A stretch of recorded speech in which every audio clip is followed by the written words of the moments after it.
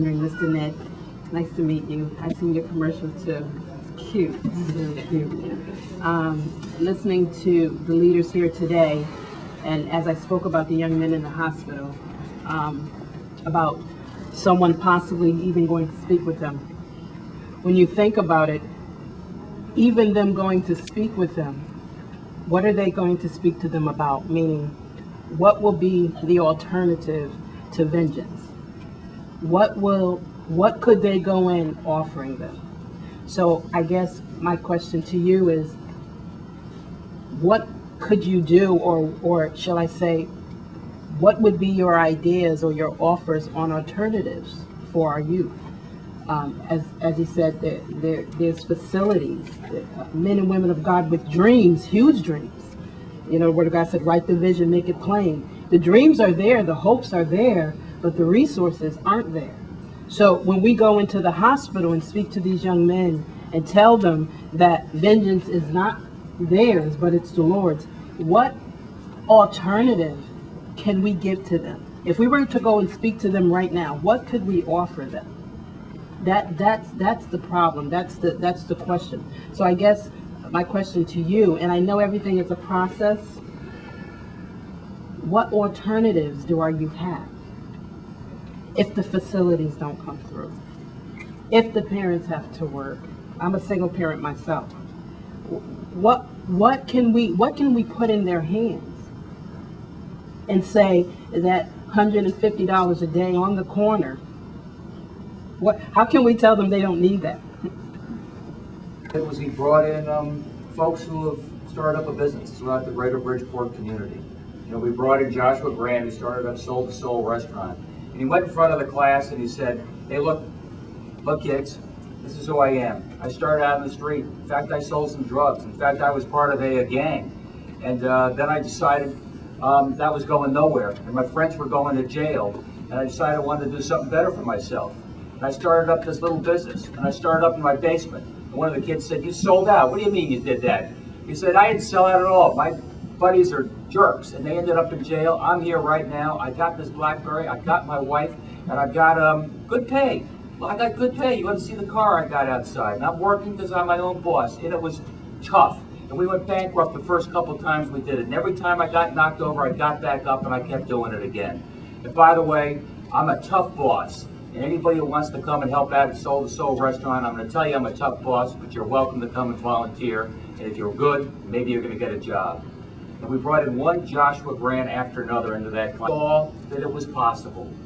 And I look at my school and I look at that class, and we were able to talk to some of those kids through the business folks we brought in.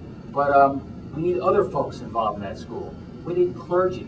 I needed. My teacher said, Ned, I wish we could have had a coach come in once a week and talk to these kids, because there are 3 or 4 boys in the back row and nobody's talking to them.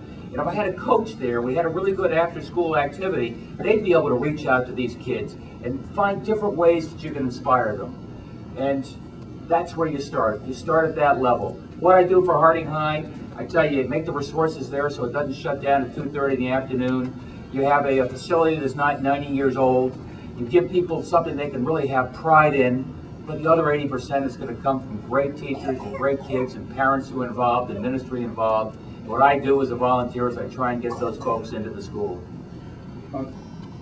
How can you help us as clergy come into the school, which is the state, and bring our gospel, bring the truth? Or is it going to be separation of church and state? I don't know how you worked it out in Bridgeport, but these gentlemen, when they get together and when they come to the decision as to what comes first, what comes second, what comes third, one of the things that we would like to do is come into these schools, get them right there when they're fresh, talk to them right there, bring a program to them in the school.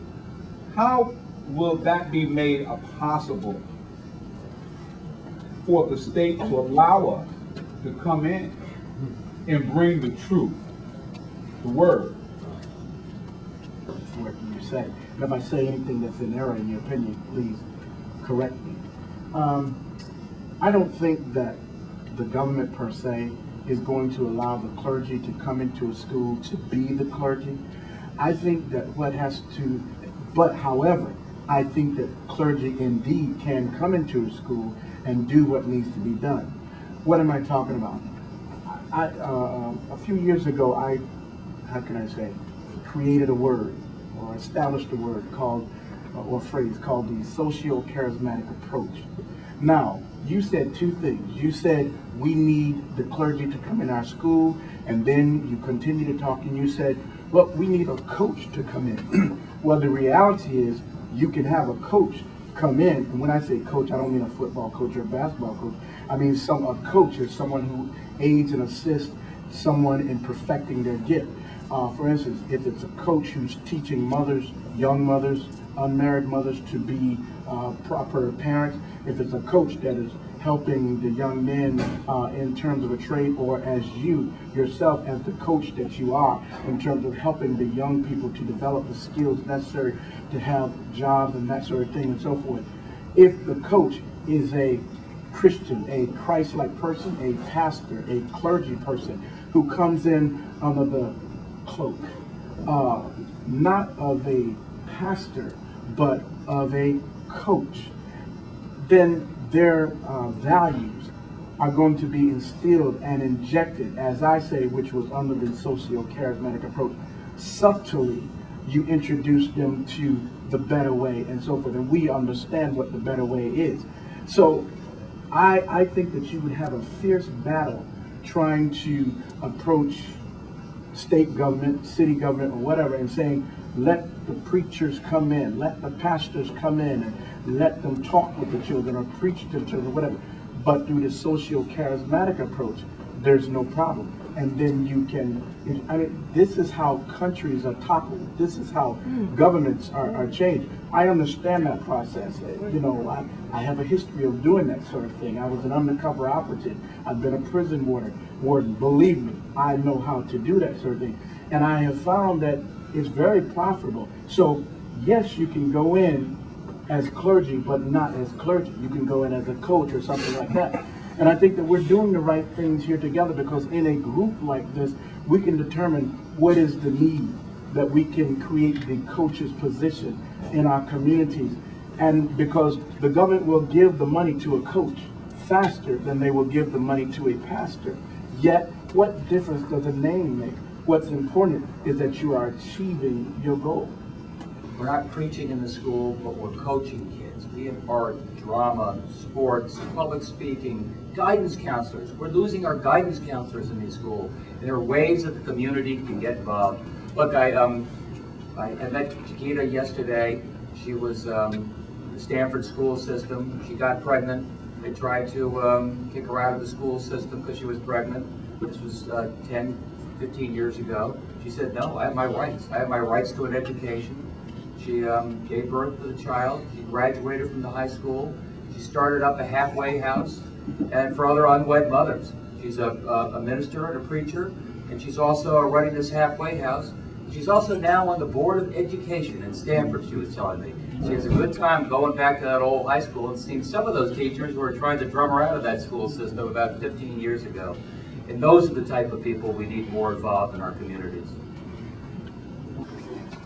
Okay, thank you. Just some things as so that we